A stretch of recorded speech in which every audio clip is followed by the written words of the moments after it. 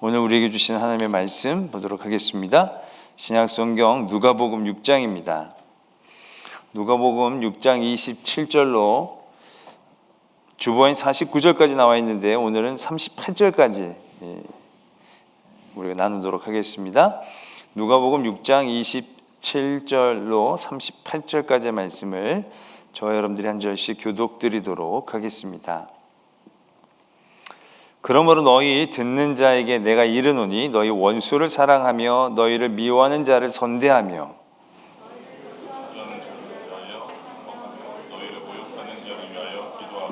너희 입뺨을 치는 자에게 젖뺨도 돌려대며 내 겉옷을 빼앗는 자에게 속옷도 거절하지 말라. 내게 구하는 자에게 주며 내 것을 가져가는 자에게 다시 달라 하지 말며 남에게 대접을 받고자 하는 대로 너희도 남을 대접하라.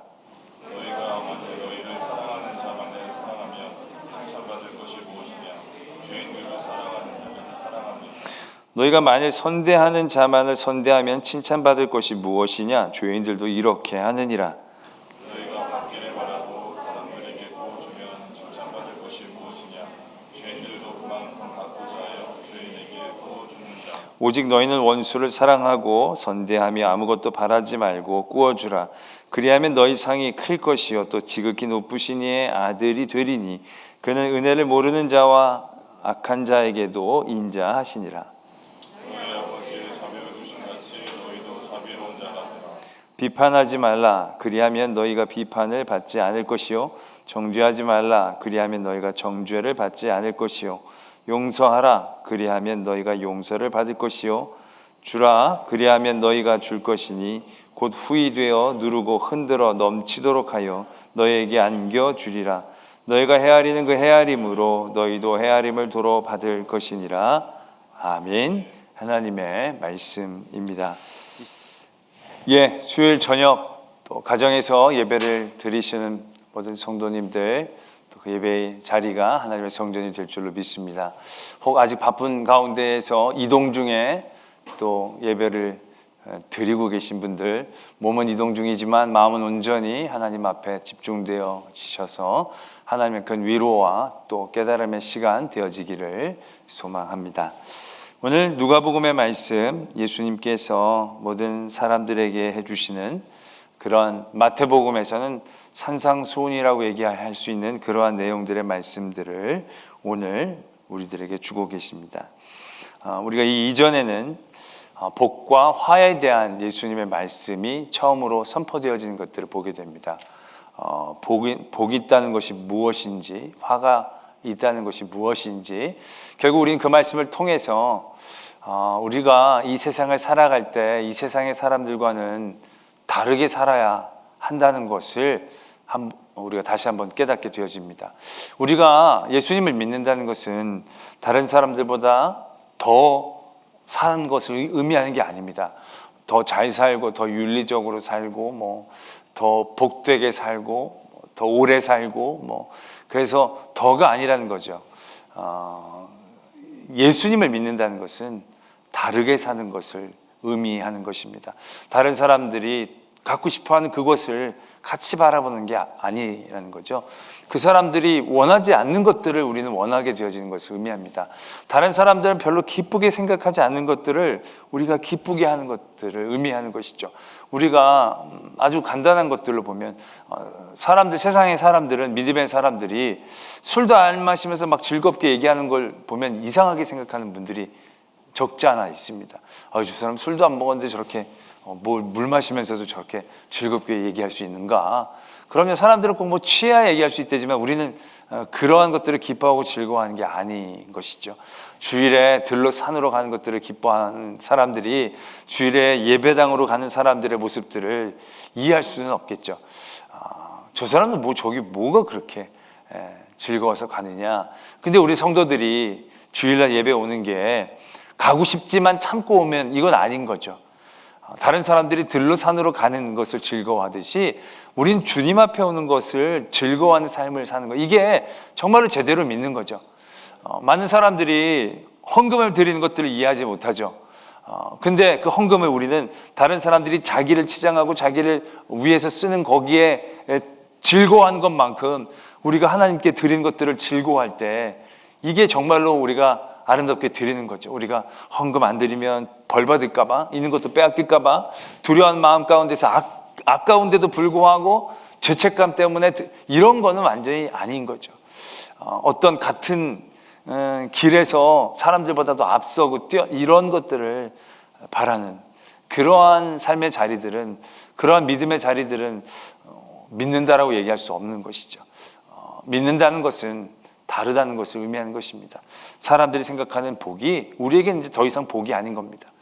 다른 사람들이 생각하기에 이게 화인데 우리는 그게 화가 아니라고 여겨지는 거죠. 다른 사람들은 뭐 고통받고 어렵고 힘들면 다 화라고 생각하지만 우리는 믿음 때문에 당하는 고통은 기쁨과 즐거움으로 받아들일 수 있는 힘이 그 안에 있는 거죠. 그게 이제 믿는 것이죠. 예수님께서는 많은 사람들에게 이 세상에서의 삶의 자리, 이 세상은 지금 멸망의 길로 가는 그런 삶의 자리에서 우리가 구원을 받는다는 것은 그들보다 뭐 더 뛰어나고 빠르다는 건 의미가 없는 거죠. 더 빠르게 멸망하는 거, 더 빠르게 넘어지는 길일 뿐인 거죠.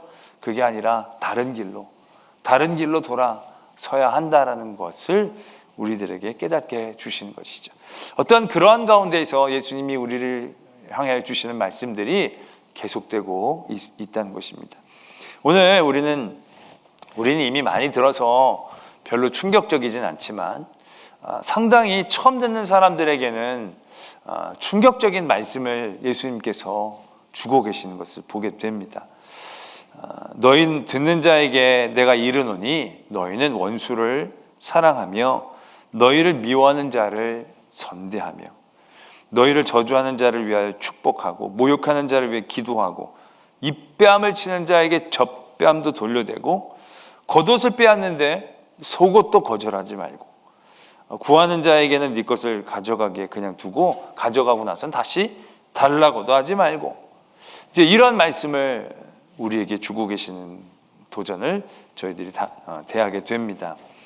우리는 아까도 말씀을 드렸지만 수예배를 드리신 분들이라면 이런 얘기는 너무 많이 들었던 일이기 때문에 그렇게 충격적이지 않으시겠지만 처음 듣는 사람들에게는 이건 상당히 의아할 수밖에 없는, 아니 솔직히 지금도 우리가 굳이 이렇게까지 라는 생각과 스스로의 판단으로 이렇게 하지 않는 우리들의 모습들이 분명히 있지 않으십니까? 그 말씀을 오늘 우리에게 주시면서 예수님은 이 말씀을 쭉 하고 계시면서 이 말씀에 대한 어떠한 이유, 또 어떠한 이 말씀을 우리가 들음으로 어떠한 보상을 받는다는 것조차도 얘기하지 않으시고요, 거의 선언적으로 얘기하시는 첫 단락을 대하게 됩니다. 물론 뒤에 그 부분에 대한 이유와 보상들을 얘기해 주시지만 처음 단락은 굉장히 강렬하게 우리에게 주고 계시는 것을 대하게 됩니다. 처음 듣는 사람에게 입밤도 맞느냐? 젖뺨도 갖다 대라. 겉옷을 뺏어가려는 사람에게 속옷도 거절하지 말아라. 이건 굉장히 실리적으로 들린 사람들에게는 대단히 미련하고 바보스러운, 굳이 그렇게까지 라는 정도에서 끝나는 게 아니라 이게 뭔가 싶은 그런 말씀을 우리에게 주고 계신다는 거예요. 이거는 어떻게 보면 예수님께서 우리들에게 상당한 자극적인 어떠한 방법으로 우리들을 깨트리시는 시작으로 받아들이게 된다는 거죠. 그만큼 이 말씀이 우리들에게 파괴력 있게 다가오기를 원하시는 예수님의 진심이 담겨 있다라고 이해할 수도 있을 것 같습니다. 원수를 사랑하고 그를 선대하고 축복하고 기도하고, 우리가 여러분들 가운데 본인이 그래도 꽤 착하다, 선하다 라고 생각하시는 분들, 여러분들 삶의 자리에서 여러분들을 힘들게 하고 여러분들을 어렵게 하는 그런 사람, 존재들이 분명히 있을 것입니다. 여기처럼 원수라고 얘기할 수는 없다 할지라도 대단히 여러분들을 힘들게 하고 어렵게 하는 그런 존재들이 주변에 한두 분들은 있으실 것입니다. 그분들이 어떤 분들 가운데서는 굉장히 가까운 분들일 경우들도 적지 않은 거죠.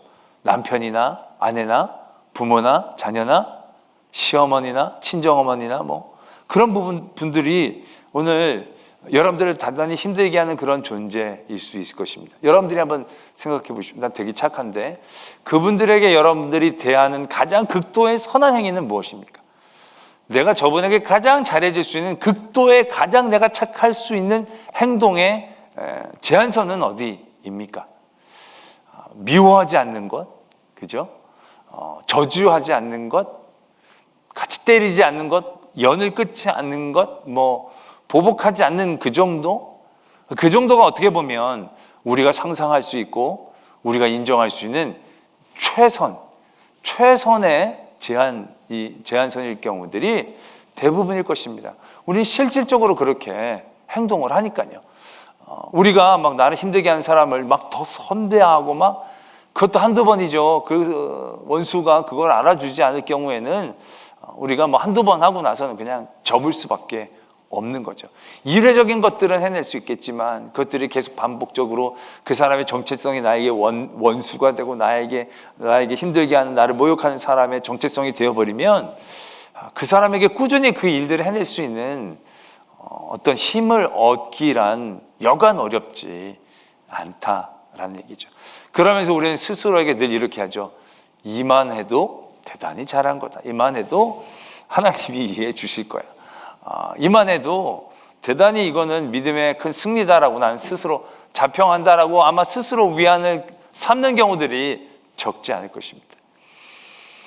그런데 그러한 명분들은 참으로 별 의미가 없다라는 것을 오늘 우리는 다시 한번 발견하는 거죠. 왜요? 예수님이 오늘 이렇게 선언적으로 얘기하시고 계시지 않습니까? 너희가 원수를 사랑하고 선대해야 한다는 거죠. 미워하지 않는 것, 보복하지 않는 것, 그 정도가 아니다라는 얘기죠. 여러분들을 막 저주하는 자, 참는다, 인내한다는 정도가 아니라 막 축복해줘야 한다라는 말씀을 우리에게 선언적으로 지금 하고 계십니다. 뺨 한 대를 맞으면 내가 다시 안 때리면 대단히 선하고 참을성이 많은 것처럼 생각하지만 그게 아닌 거죠. 이 뺨도 또 돌려대는, 이건 요즘 말하면 애들이나 요즘 사람들이 많이 얘기하는 것처럼 완전히 호구가 되어지는 그러한 상황을 의미하는 것이거든요. 이건 세상은 선도 의도 아니라고 얘기하는 그런 상황인 겁니다. 이거 완전히 호구라는 얘기죠. 이거 완전히 아주 밑바닥에 아무런 존재감도 없는 그런 존재가 되어지라는 얘기, 그것으로 우리는 이해할 수밖에 없는 상황이 연출되고 있는 것이죠. 이러한 가운데 왜 예수님이 이렇게 우리들에게 파괴적인 도전을 주고 계시느냐? 그 다음에 예수님이 이렇게 말씀을 이어가십니다. 너희가 만일 너희를 사랑하는 자만 사랑하면 칭찬받을 것이 무엇이냐? 죄인들도 사랑하는 사람들은 사랑한다. 이렇게 말씀하고 계시는 거죠. 우리가 원수를, 나를 저주하는 사람들, 모욕하는 사람들을 선대하고 축복하고 기도하고 사랑해야 하는 이유, 여기에 나와 있는 거죠. 우리는 이들을 미워하지 않습니다. 보복하지 않습니다.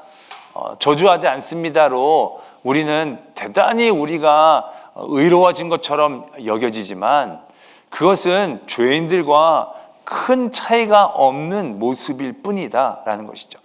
죄인들도 50보 100보이지만 그들도 사랑하는 사람들은 사랑해요. 미워하는 사람들은 미워하지만 사랑하는 사람들은 사랑해요. 그러니까 자기가 사랑할 만한 사람들을 사랑하면서 그 사람들도 그런 위안들을 늘 갖는 거죠.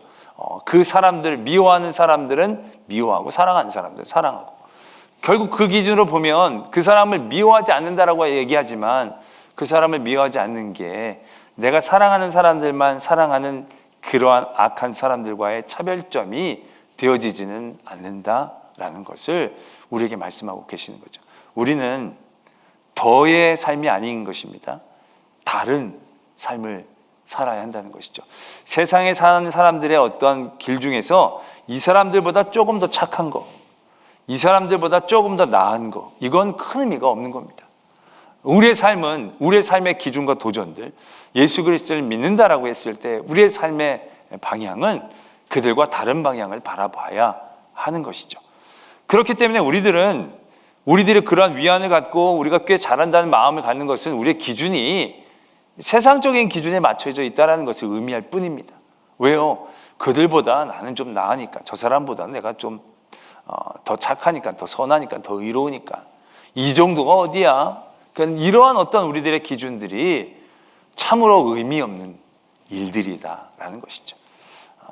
그러한 이유들, 그러한 기준들을 우리에게 예수님께서는 말씀하고 계시는 거죠. 우리가 받기를 바라는, 너희가 받기를 바라고 사람들에게 구워주면 칭찬받을 게 뭐냐? 죄인들도 그만큼 받고자 하여 죄인에게 구워주느니라.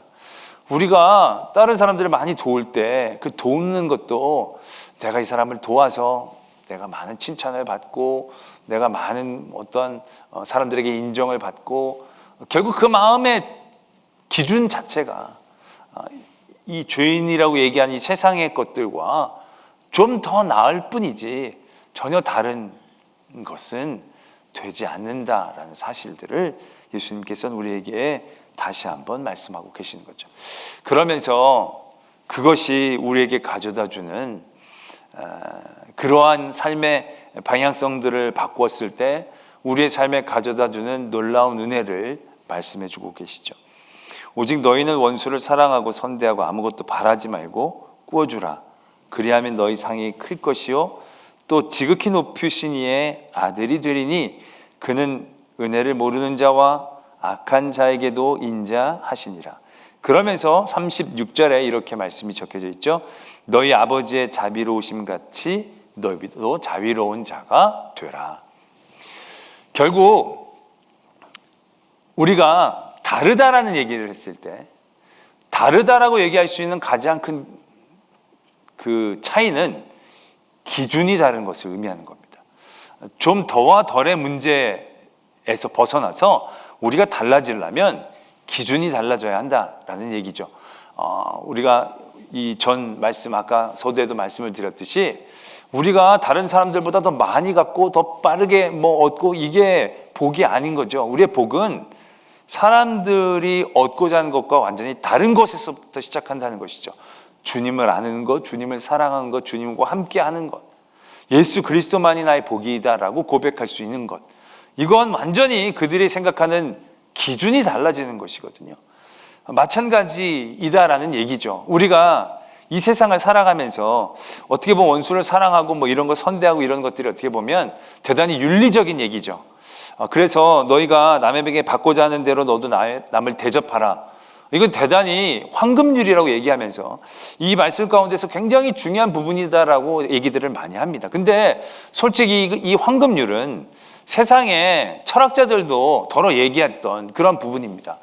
칸트도 얘기한 적이 있고요. 아리스토텔레스도 비슷한 얘기를 했다고 그러고 공자도 비슷한 얘기를 했다라고 합니다. 이건 어떻게 보면 대단히 기본적인 것이거든요. 역지사지해라 이런 얘기이잖아요. 그러니까 네가 하고 싶은 일은 다른 사람들도 하고 싶어하고 네가 하기 싫은 일은 다른 사람들도 하기 싫어해. 그러니까 네가 입장을 바꿔놓고 생각해. 이건 대단히 어떠한 이 세상의 삶의 자리에서 대단히 윤리적으로 귀한 황금률의 이야기를 하고 있는 것이죠. 너의 기준, 나의 기준. 그런데 솔직히 이 말씀의 가장 큰 핵심은 남에게 대접을 받고자 하는 대로 너희도 남을 대접하라 이게 아닙니다. 여기에서 가장 큰 핵심은 결국 너희 아버지의 자비로우심 같이 너희도 자비로운 자가 되라 라는 것입니다. 우리가 닮아가야 될 기준, 우리가 따라가야 될 기준, 우리가 행해야 될 기준은 하나님이 되어져야 한다는 것입니다. 예수님이 되어져야 한다는 것이죠. 이건 신약에서만 새롭게 얘기하신 것이 아닙니다. 구약에서도 하나님께서는 이스라엘 백성들에게 너희 거룩해라. 내가 거룩하니까 너희들도 거룩해라. 분명히 하나님께서 우리의 삶이 바라봐야 될 기준, 우리의 삶이 우리가 닮아가야 될 기준, 행해야 될 시작점들을 분명하게 얘기하고 계시는 거죠. 그런데 우리는 이 말씀을 대단히 거리감 있게 생각하는 거죠. 왜? 우리가 솔직히 어떻게 예수님을, 하나님을 어떻게 기준을 삼을 수가 너무 차이가 큰데 어떻게 그렇게 그러한 분을 우리의 기준으로 삼을 수 있는지. 아니 좀 엇비슷한 그냥 사도 바울을 따라가려든지 좀 베드로를 따라가려든지 하면 되는데 그게 아니라는 것입니다. 예수님이 아버지와 같이 아버지의 자비로우심 같이 너희도 자비로운 자가 되라고 하면서 우리가 생각해야 될 기준 자체를 완전히 바꿔놓으신다는 거죠. 내가 저 장로님보다 더 집사님보다 이거 아닙니다. 우리의 기준은 예수님처럼 이 되어져야 한다는 것입니다. 하나님처럼 되어져야 한다라는 얘기죠. 자, 그렇다면 이게 도대체 어떻게 가능한 얘기가 되겠는가? 우리가 그렇게 생각할 수 있을 것입니다. 우리가 조금만 이해할 수 있는 부분들이 그 위에 있는 것이죠. 우리가 원수를 사랑하고 선대하고 바라지 말고 꾸어줘야 되는데, 그럼 우리의 상이 큰 거예요. 왜? 지극히 높으신 이 아들이 우리가 되는 것이고, 그는 은혜를 모르는 자와 악한 자에게도 인자하셨기 때문이다 라는 얘기죠. 결국 우리가 하나님의 어떠한 그 모든 성품들을 닮아가는 것을 우리에게 도전하는 건 절대 아닐 겁니다. 하나님의 능력을 닮아가는 건 이건 더더욱 불가능한 얘기인 것이고요. 여기에서는 하나님이 우리에게 베풀어 주셨던 그 사랑의 구조를 우리가 우리의 기준으로 삼아야 한다는 것을 말씀하고 계시는 거죠. 하나님이 우리를 사랑해 주셨을 때 우리를 사랑하는 그 사랑 안에 하나님의 성품이나 하나님의 능력이나 하나님의 어떠한 초자연적이고 초인간적인 어떠한 부분들이 포함되어 있었느냐? 아닙니다. 사랑이라는 것 안에는 어떠한 초능력이 필요한 부분이 아닌 것이거든요. 근데 그 사랑이 어떻게 이루어졌는지 그걸 우리가 잘 알아야 하는 것이죠. 하나님이 우리를 사랑할 때 어떻게 사랑하신 것입니까? 우리에게 그 사랑의 이유가 있었던 것입니까? 하나님이 우리를 사랑해 주셨어요. 우리가 하나님을 먼저 사랑한 게 아닌 거예요. 하나님이 우리를 사랑하신 거예요. 우리가 잘해서 사랑하신 것 아니에요. 우리가 잘할 것 같아서 사랑하신 것 아니에요. 어떻게 보면 우리에게서 어떤 사랑의 이유가 있는 게 아니에요. 하나님이 우리를 사랑할 때 그 사랑의 에너지를 우리에게서 공급받은 것이 하나도 없는 거죠. 하나님이 우리에게서 그의 사랑에 대한 에너지를 공급받았다고 한다면 우리의 불쌍함, 우리의 연약함, 우리의 나약함, 그것이지 우리의 자람, 가능성, 거기에서부터 하나님이 우리를 향한 사랑을 베풀어 주신 게 아니다라는 얘기죠. 하나님은 우리를 사랑하실 때 그의 이유로 우리를 사랑하신 거예요. 어떤 주변의 상황과 환경 가운데 뭘 받을까 받을 것 같아서 받을 게 있어 이런 게 아닌 거죠. 그냥 주고 싶어서. 그런데 중요한 건요, 이 세상의 모든 존재들 가운데 가장 행복한 존재가 있다면 그 하나님이시지 않겠나라는 생각들을 해보게 되는 거죠. 왜요? 하나님은 순수하게 우리를 사랑하시니까요. 그 사랑하는 마음이 하나님에게 있을 때 하나님이 가장 행복한 존재가 되는 거죠. 그 안에 사랑이 있으니까요. 바깥에서 그 많은 일들에 대하여 영향력을 받는 이들이라면 얼마나 연약하고 불쌍한 존재예요. 좋았다 나빴다가 얼마나 왔다 갔다 하겠어요. 얘가 못하면, 얘가 나한테 섭섭하게 하면 또 지옥처럼 살았다가. 우리의 삶이라는 게 늘 그렇잖아요. 상대방의 반응을 바라고 상대방의 환경과 그런 배경들 가운데서 우리는 늘 롤러코스터 타시 행복했다 다 이런다는 것이죠. 이게 얼마나 불행한 삶이다라는 거죠. 그런데 그러한 모든 삶의 여건 가운데서 영향을 받지 않고 사랑하는 거예요. 그래서 우리가 부모님의 사랑을 가장 하나님의 사랑의 그림자처럼 받을 수 있잖아요. 애가 잘하건 못하건 속상하기도 하죠, 부모님이. 그러나 애를 먹이고 애를 입히고 고생스럽죠. 그러나 그런 가운데 가장 행복하고 가장 성숙한 존재가 있다면 그 사랑을 받고 자라는 아이가 아닐 겁니다. 부모가 많이 준다고 해서 그 많이 준 것을 다 누린다고 그 아이가 행복하다고 얘기할 수는 없을 것입니다. 근데 중요한 건 그렇게 자녀에게 모든 것들을 해줄 수 있을 때 해주는 그 사람의 마음이 가장 행복한 것이고 그 부모가 가장 행복한 존재가 되어질 수 있는 것이죠. 하나님이 사랑이시다라고 얘기했을 때 우리는 그 하나님의 행복함을 알아야 합니다. 사랑이라는 것 자체가 참으로 아름다운 개념 아닙니까? 근데 그게 하나님이 사랑이시라는 거예요. 그 하나님이 얼마나 행복하시겠어요? 아들을 죽이시기까지 고통과 어려움도 있지만 그 고통이라는 것들이 우리를 향한 큰 사랑이 있기 때문에 그게 가능한 것이지 않습니까? 그러니까 그 일들을 계획하고 진행하셨을 때 고통스럽고 아픈 부분도 있지만 얼마나 큰 행복감이 하나님에게 계셨을까라는 생각들 해보게 됩니다. 우리가 누군가를 사랑했을 때 어떤 느끼는 감정들을 느꼈을 때 하나님은 우리가 그러한 하나님을 닮기 원하고 계시는 거죠. 그러한 하나님이 우리의 기준이 되기를 원하시고 계신 것이죠. 그러한 하나님을 닮아간다는 것, 능력 있는 하나님은 완전하신 하나님이 아니라 어떻게 보면 행복한 하나님, 그 행복한 하나님을 닮아가는 그런 성도가 되기를 하나님은 원하고 계시는 거죠. 받는 것보다 주는 것이 더 복되고, 줄 때의 그 행복감이란, 그 기쁨이란 것들이 어떠하다는 것이 우리 삶의 자리에서도 조금씩 어떻게 이렇게 조각처럼 느껴질 때가 있지 않습니까? 결국 하나님은 우리가 하나님을 닮기를 원합니다. 하나님이 우리의 기준이 되기를 원합니다. 근데 그 하나님의 기준이란 얘기는 어떤 다른 것들에게 영향을 받지 않고 그 안에서 사랑할 수 있는 힘, 사랑할 수 있는 이유, 그것들을 만들어낼 수 있는, 지켜낼 수 있는 그 구조를 의미하는 것이죠.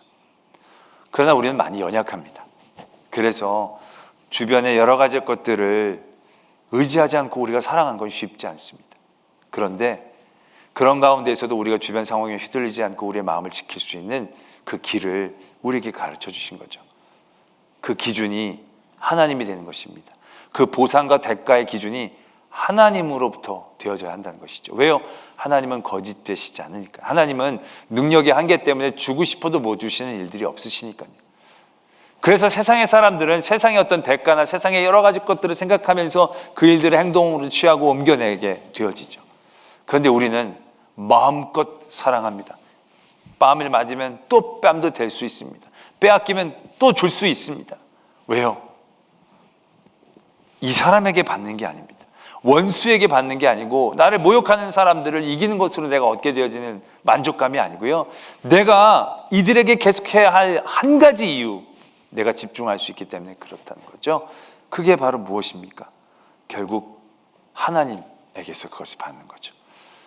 영원하시고 진실하신 하나님, 선하신 하나님, 절대로 그 사랑이 변치 않으신 하나님이 우리에게 약속하신 그것을 하나님에게 받는 거죠.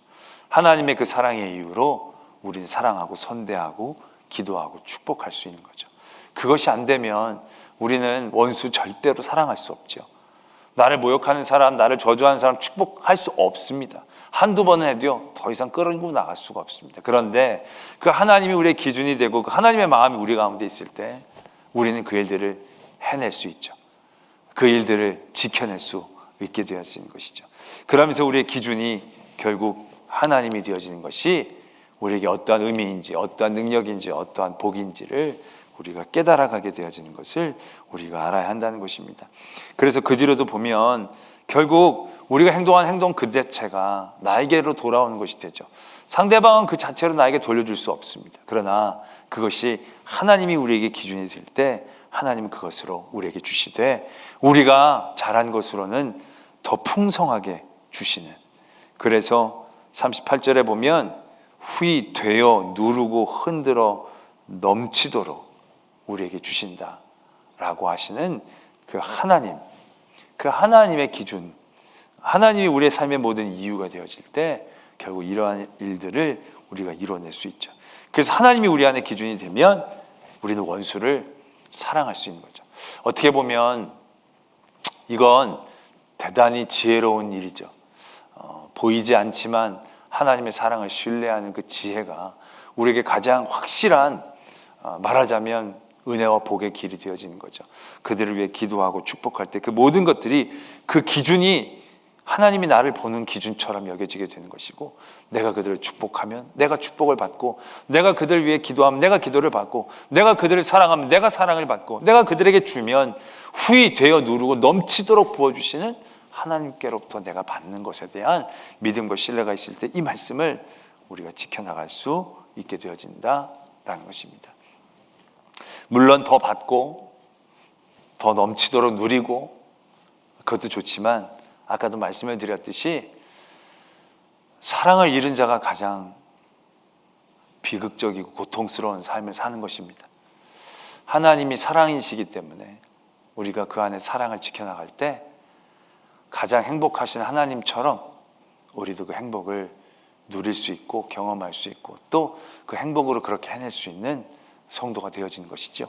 오늘 예수님의 말씀을 우리의 삶 가운데 도전함으로 우리의 삶에 진정한 하나님의 은혜, 행복을 누릴 수 있는 저와 여러분들이 되어지기를 소망합니다.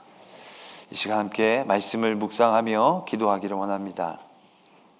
우리는 우리의 선함과 우리의 의로움 때문에 아까 예수님 말씀하신 것처럼 그런 행동들을 해보려고 했을 때가 있습니다. 근데 몇 번 하고는 견딜 수가 없고 지속해낼 수가 없었던 경험들이 조금씩은 다 있으셨을 것입니다. 그렇게 하는 게 아니고요, 하나님만을 생각해야 합니다. 그리고 하나님이 우리를 사랑하신 그 사랑을 닮아가야 되는 거죠. 다른 어떠한 외부의 영향이나 이런 게 아니라 내 안에 하나님을 사랑하는 사랑의 마음을 붙잡고 반응으로서가 아니라 그 주는 사랑, 하는 사랑의 기쁨, 그 즐거움을 나도 맛보아 알면서 조금씩 하나님의 사랑을 닮아가는, 그러면서 우리가 조금씩 사랑하고 선대하고 축복하며 기도할 때 그것이 하나님께로부터 나에게 오는 것들을 느낄 수 있는, 그래서 우리가 그것들을 지속적으로 해나갈 수 있는, 그래서 끝까지 견뎌서 승리할 수 있는 그런 성도가 되어줄 것입니다. 우리 주변에 원수, 나를 저주하는 사람, 모욕하는 사람, 그 사람을 위해 조금씩 우리의 마음을 열기를 원합니다.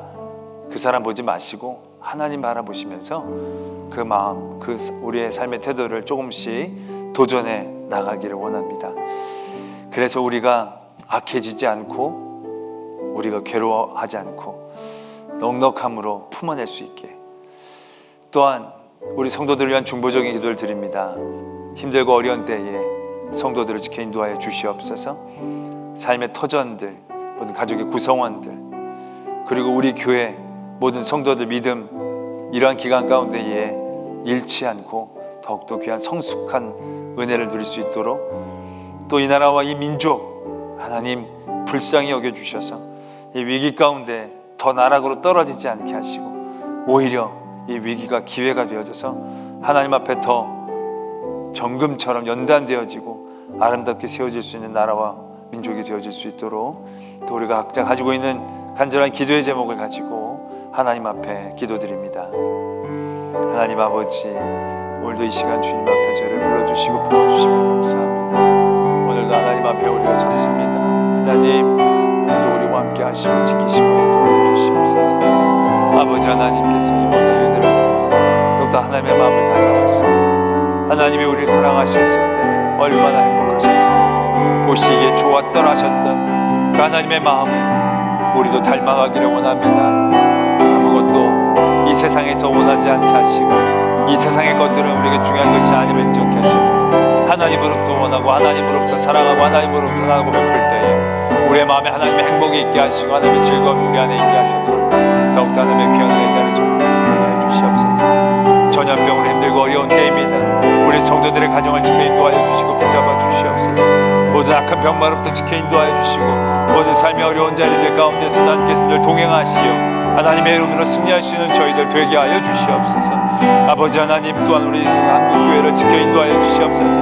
예배드리지 못하고 이 상황 가운데에서 믿음의 연약한 이들 넘어질까 두렵습니다. 하나님, 그러나 이러할 때에 성전은 이런 유대인들이 더욱더 하나님을 향한 굳은 믿음 가운데 섰듯이 아버지 하나님, 우리들의 정금처럼 연단되어 하나님 앞에 서게 하시고 하나님 앞에 쓰임받고 하나님의 영광을 나타내는 교회 되게 하실 때에 아버지, 교회를 통하여 이 땅 가운데 하나님의 긍휼하심이 있게 하여 주시고 교회를 통하여 이 땅에 다시 하나님의 그 회복의 은혜를 누리게 하여 주시옵소서. 전염병 가운데 있는 이 땅을 긍휼해 주시고 치유해 주시고 아버지, 이런 기간들을 통하여 하나님 우리가 더욱더 하나님 앞에 겸손히 하나님 무릎 꿇고 나가게 해주는데 아버지 앞에 더욱더 쓰임받는 저들 되게 하여 주시옵소서.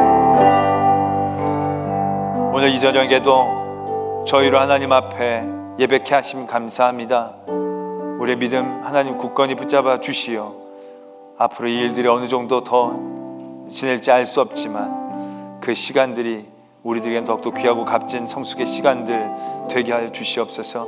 우리 믿음의 연약한 성도들 넘어질까 두렵습니다. 하나님, 더 강하고 은혜로운 능력의 팔로 저들을 만져주셔서 하나님 유혹에 빠지지 않게 하시고 나태함에 빠지지 않게 하시고 성전을 잃었을 때 유대인들이 더욱더 하나님을 사모하고 믿음 가운데 섰듯이 우리의 귀한 믿음이 하나님 앞에 큰 은혜를 얻게 하여 주시옵소서. 아버지, 한국교회가 어려움 가운데 처했습니다. 하나님, 우리의 잘못입니다. 하나님, 우리 회개하며 나아갈 때 하나님 저희들을 다시금 사용하시고 하나님의 교회를 통하여 이 땅을 하나님 긍휼히 여겨 주시옵소서.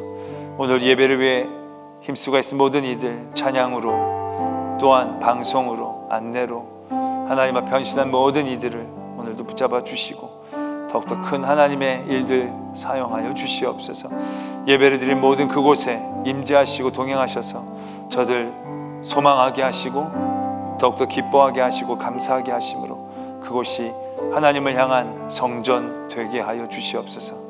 늘 우리와 동행하여 주심 믿사오며 지금 우리 구주 예수 그리스도의 은혜와 하나님 아버지의 지극하신 사랑하심과 성령 하나님이 함께하여 주시고 도와주시고 교통하여 주심이 예수 그리스도의 말씀을 따라 예수 그리스도의 기준으로 우리의 삶을 도전하는 모든 성도들 위에 그 가정과 우리 교회와 우리 나라와 열방 위에 이제로부터 영원토록 함께 계시기를 간절히 축원하옵나이다. 아멘.